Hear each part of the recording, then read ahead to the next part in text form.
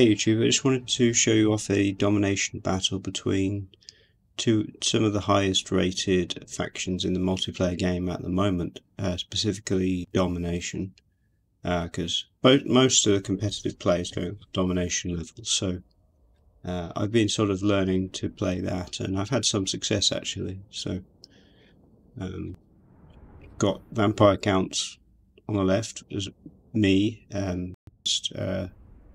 the warriors in Cat-ee-jiK are a load of horse arch, spearmen and swordsmen, and I've got to be overwhelmed. And if you surround them with zombies or a chaff unit, you can sort of make that much more difficult. Okay, so round gets going straight away. We're both on the move. So I'm moving to take the point on the left with Blood Knights and Manfred, and the main army is here. So again, we got the crypt horrors and zombies. Moving on the main point, but the points weren't unlocked yet, so all we're really doing is fighting for area control at the moment. He's got his casket of souls there, firing on me. I think. Was that in the original army? I'm not sure it was. He might have brought that in as a reinforcement. And we've got Tomb Guard with halberds.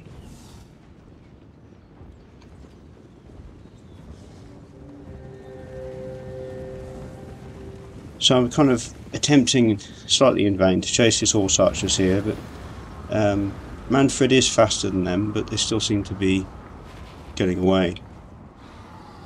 So retreat from that engagement. I'll move this forward a little. So then I decide to go after his main army and harass that, because he doesn't have any flyers to stop me with, really. I think that's probably one of the main things that Tomb Kings lack. It's like, you know, a really powerful fly unit. I mean, the vampire counts have got Zombie Dragon and they've got Manfred. And Manfred has got this sort of an unholy power. The longer he's engaged in combat, the more magic he gets. So, and that's like infinite if we have a look at that. So it's power recharge plus 60%, not bad.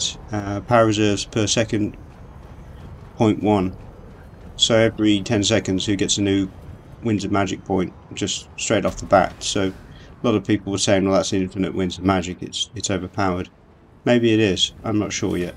Anyway, so the horse archers here, I try and sort of engage him on two fronts here, bringing some reinforcements on the right. Crypt ghouls, pretty good unit, quite fast, but probably not fast enough, to be honest. So I do have a bit of trouble against his horse archers. And they probably are a good pick against vampires actually, because vampires don't have any missiles, so taking them out is going to be a pain. Anyway, I managed to take the point on the left with the Blood Knights. It's uncontested at the moment.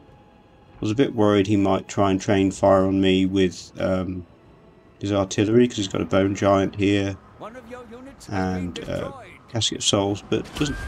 But I think they're mostly trained over here. Won't do too much damage against Crypt Horrors. Crypt Horrors are very tough, but zombies will take some hits. It doesn't really matter. So in a way, he's wasting his shots on me there. And I currently have the lead. I've taken the point on the left and the right point. So I've managed to sort of screen and kite him and harass him. The goal of that was just to facilitate me controlling these points. So now we're going on the offensive now against his Cat-ee-jiK warriors and skeleton warriors. Still trying to go after the horse archers, but kind of know that that's not going to happen unless I get lucky. Manfred's taken a fair few hits there. Highlight of this game, definitely his sepulchral stalkers. This unit just did so much damage. So it's already done like 1,000 damage and 400 gold damage worth. So I have to withdraw with Manfred at this point.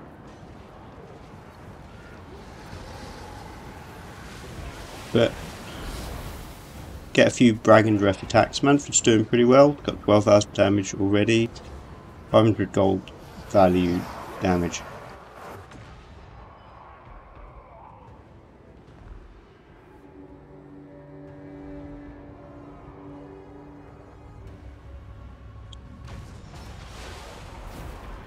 So it looks like he cast Purple Sun on me there. Don't think that was me, I think I just took Wind of Death.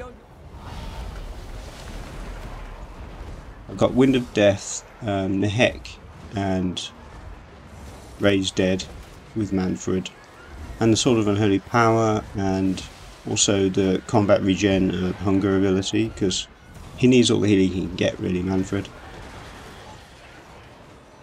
Getting sort of caught up in melee here, fighting Zashabti.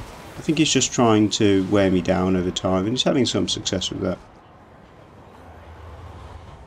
I decided at this point, enough is enough. The Casket of Souls and the Bone Giant started to rack up damage on me. But Blood Knights are still alive, haven't done that much yet, but they did take the point for me, but they've taken some hits from his artillery. So I'm just trying to get round them now. He's already taken a few charges from Manfred here, so really it's just a case of trying to finish them off. So that's a big weight off my mind if his artillery is dealt with. Just trying to catch him really with the zombies here, but I think he knows better. So he's trying to catch me before I can kill his Bone Giant. Map control is looking pretty good, but it was still fighting over this last point here. I really want to try and get 3 of the points, but 2, I'm thinking at the moment that 2 is good enough. It seems like he's got a fairly decent army.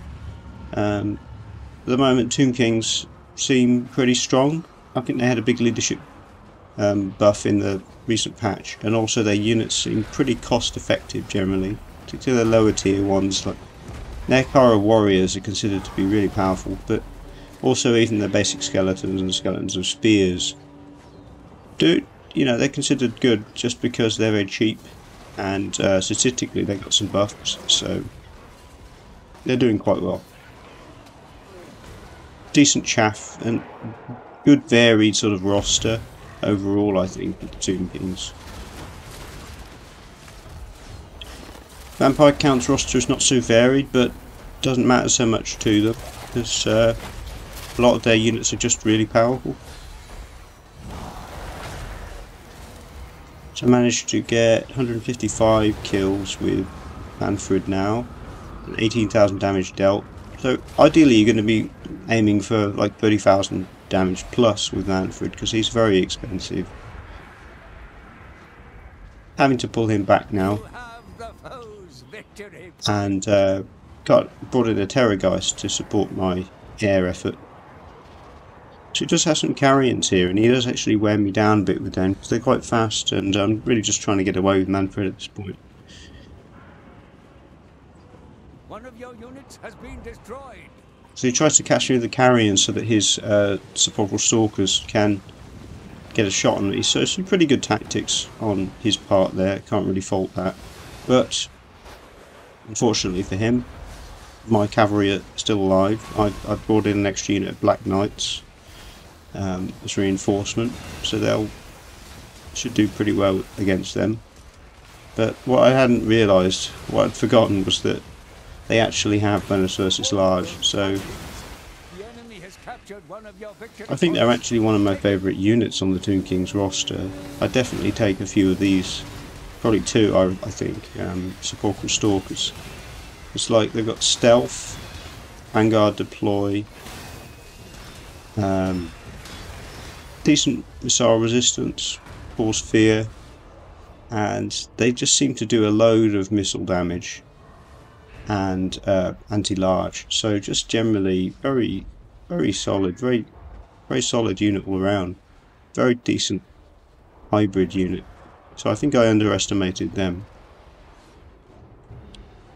but it's going to be hard for him to pull it round at this point, because I'm already in the points lead, That said, he's actually taking the points back now, so it was looking a bit doubtful at this point.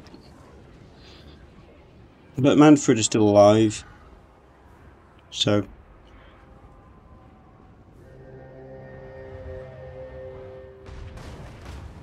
and it looks like, I hadn't noticed this at the time, he brings back the Casket of Souls after it's died. That's why it did so much damage in this battle. So that's pretty annoying for me to have to deal with that again.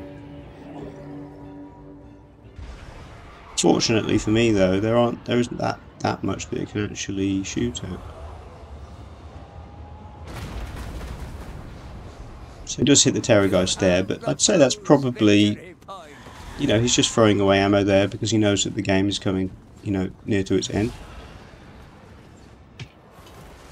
And despite some sort of conflicts over these points, I've managed to control them overall.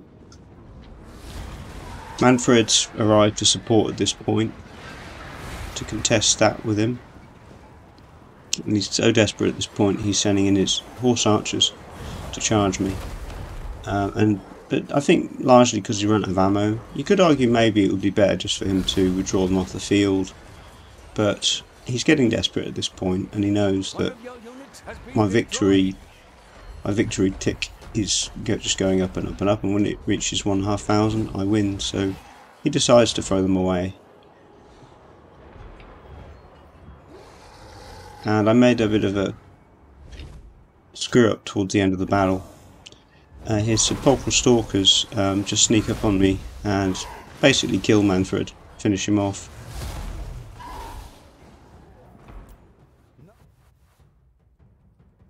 So yeah, that's him gone, but the thing is, I think the damage is done at this point. And my victory tick is still going up and up and up. I think I've still got a few things to learn about domination play, but I think pretty well played on both sides.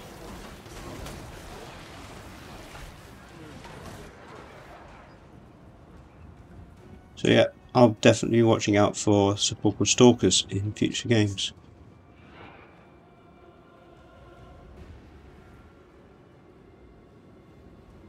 In terms of winning statistics, I believe they're both doing pretty solidly in tournament play. They're getting like 60% plus win rate, 65, 66, that kind of figure.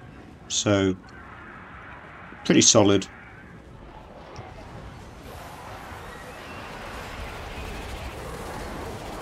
They're in line with Warriors of Chaos and Slanesh. So there's like 4 top tier factions: Warriors of Chaos, Slanesh, Tomb Kings, Vampire Counts. They're all very good factions at the moment.